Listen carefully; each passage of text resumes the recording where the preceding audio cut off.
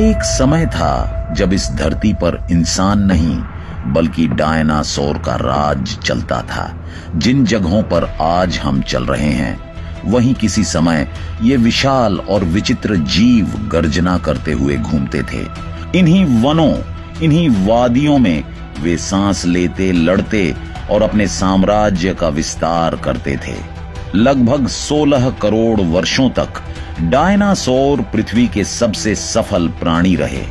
हजारों प्रजातियां थीं, कुछ शांत और शाकाहारी तो कुछ बेहद हिंसक और मांसाहारी। कुछ इतने विशाल थे कि एक इमारत जितने ऊंचे और कुछ इतने छोटे कि उन्हें नजरअंदाज करना आसान था। इस समय पृथ्वी का वातावरण पूरी तरह हरियाली से भरपूर था।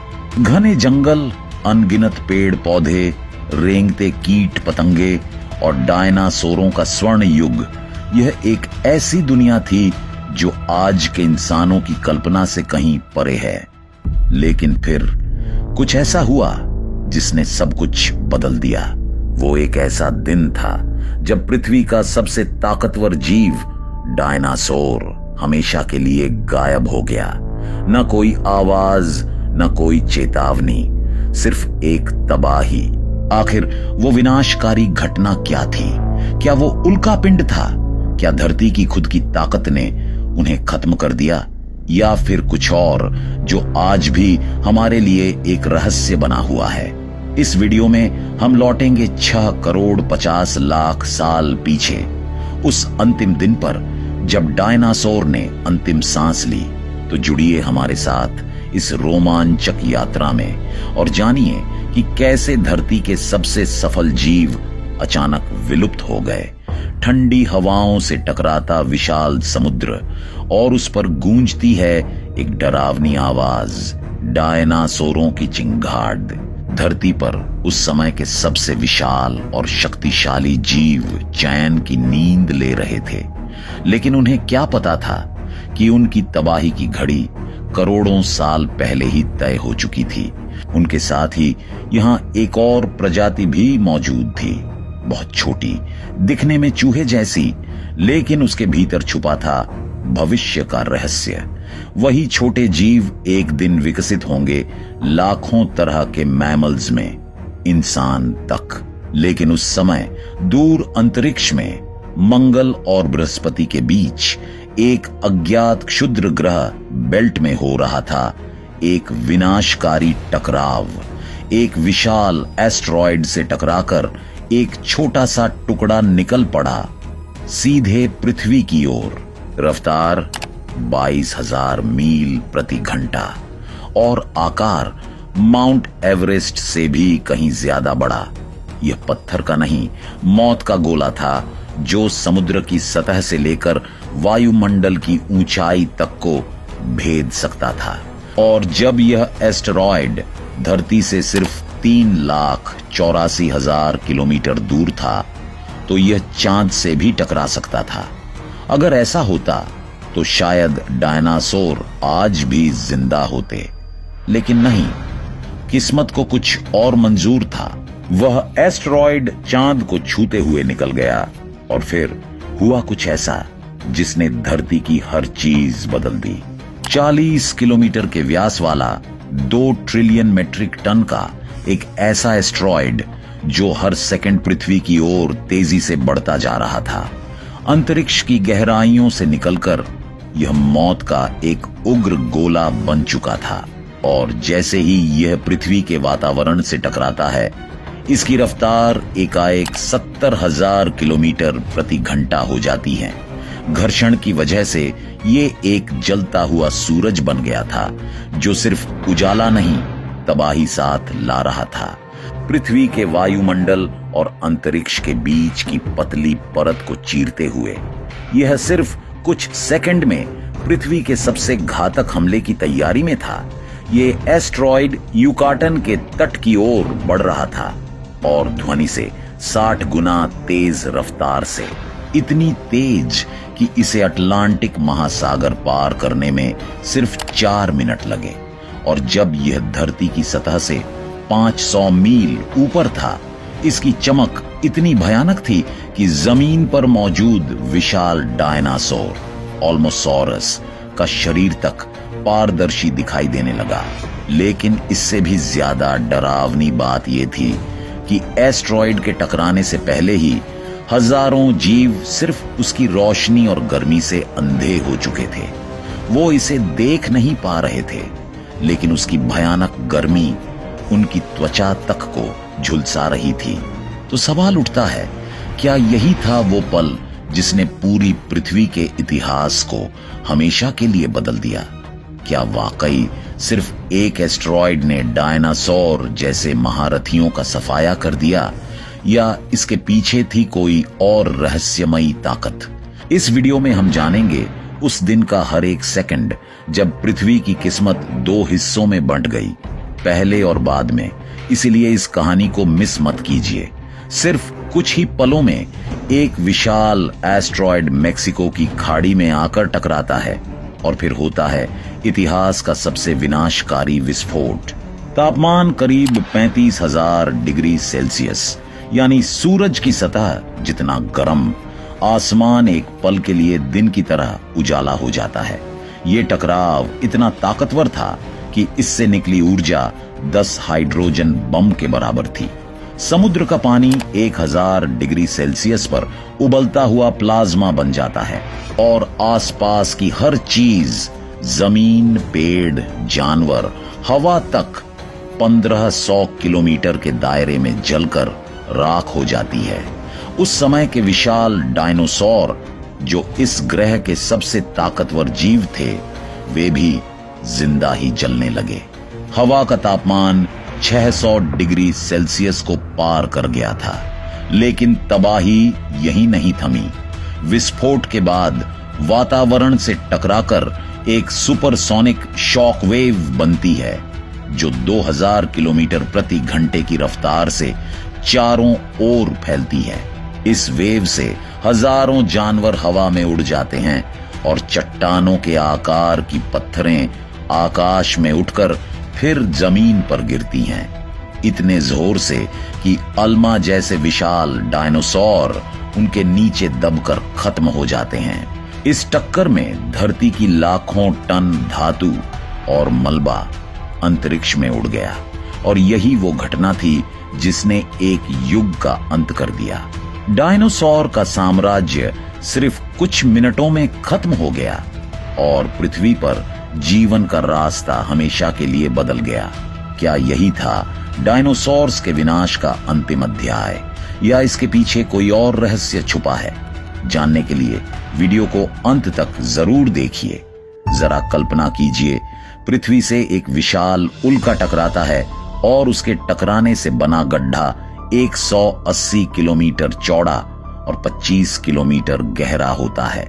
टकराव की तीव्रता इतनी जबरदस्त होती है कि उस जगह का सारा मेटल और पत्थर एक विस्फोट के साथ आसमान में उड़कर धूल के काले बादलों में बदल जाता है।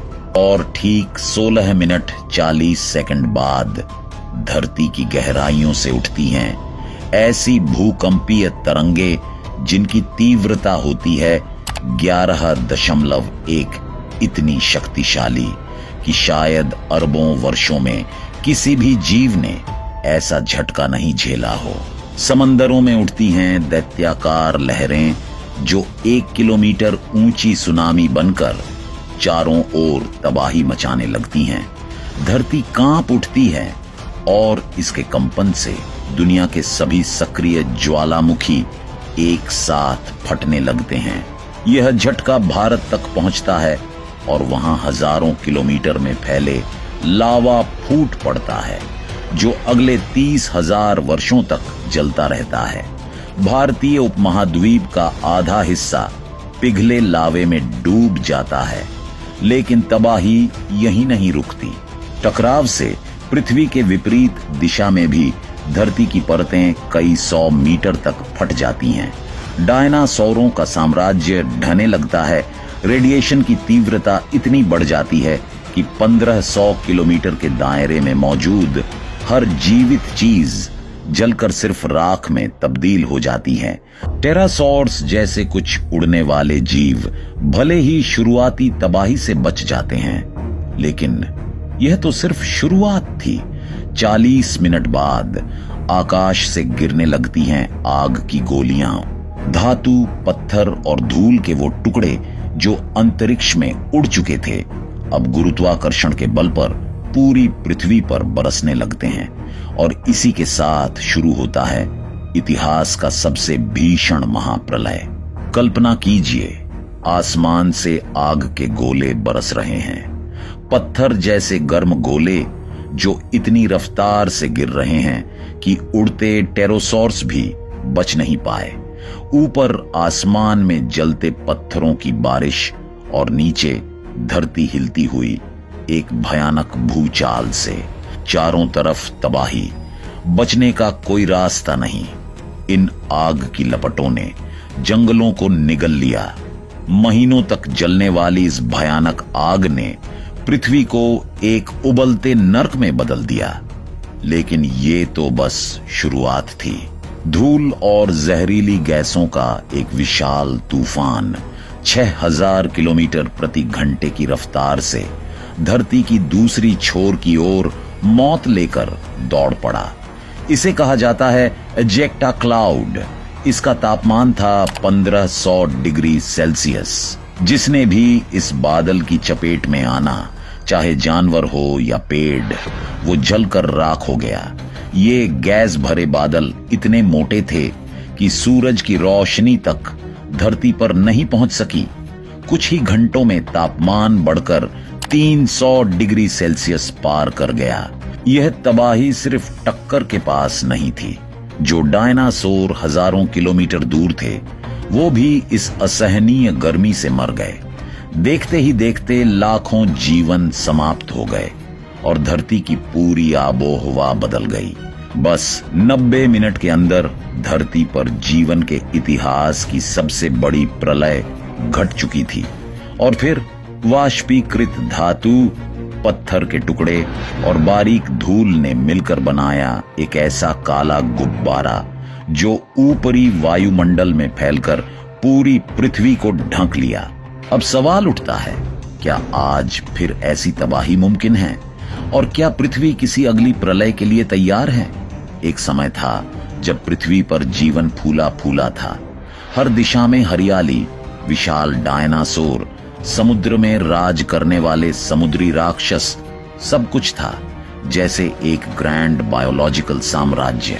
लेकिन फिर आया वो पल जब आसमान से गिरा आग का एक जलता हुआ ग्रह। इस टकराव से उठी राख और एरोसोल्स ने पूरे ग्रह को अंधेरे में डुबो दिया। सूरज की रोशनी जमीन तक पहुंचना बंद हो गई। जो पेड़ पौधे आग से बच गए थे, वे भी अब बिना रोशनी के सूख कर मरने लगे। जमीन और महासागर दोनों पर तबाही का एक जैसा असर पड़ा। समुद्र में रहने वाले विशाल जीव, अमोनाइट्स और अन्य समुद्री सरीसृप सब खत्म हो गए। धरती का तापमान कुछ ही दिनों में -25 डिग्री सेल्सियस तक गिर गया। चारों ओर सिर्फ राख, ठंड और मृत्यु। अंधेरे का ऐसा साम्राज्य फैला कि दिन और रात का फर्क मिट गया। भोजन मिलना लगभग असंभव हो गया। यह अचानक आई वैश्विक ठंड कई दशकों तक चली। नतीजा, धरती की 90% प्रजातियां इस महाविनाश में मिट गईं। जो बचे वे भी सिर्फ वही जीव थे जिनका वजन 30 किलो से कम था, क्योंकि बड़े जीवों को चाहिए था ज्यादा भोजन, जो अब मौजूद ही नहीं था। इस तरह लगभग 6.5 करोड़ साल पहले एक ही झटके में डायनासोरों का युग समाप्त हो गया। लाखों सालों तक पृथ्वी पर राज्य करने वाले जीव एक झपक में इतिहास बन गए। और फिर राख के नीचे से एक नई शुरुआत हुई। जो जानवर छिपने में माहिर थे, जो छोटे थे, सहनशील थे, वही धरती के उत्तराधिकारी बने। और आज हम उसी विरासत का हिस्सा हैं। जब दुनिया पर बाढ़ आई, आग भड़की और तूफान ने तबाही मचाई, कुछ जीव थे जो मिट्टी के नीचे शरण लेकर बच गए वो जमीन के नीचे छिपे रहे और आगे चलकर इनसे ही विकसित हुई सैकड़ों नई प्रजातियां।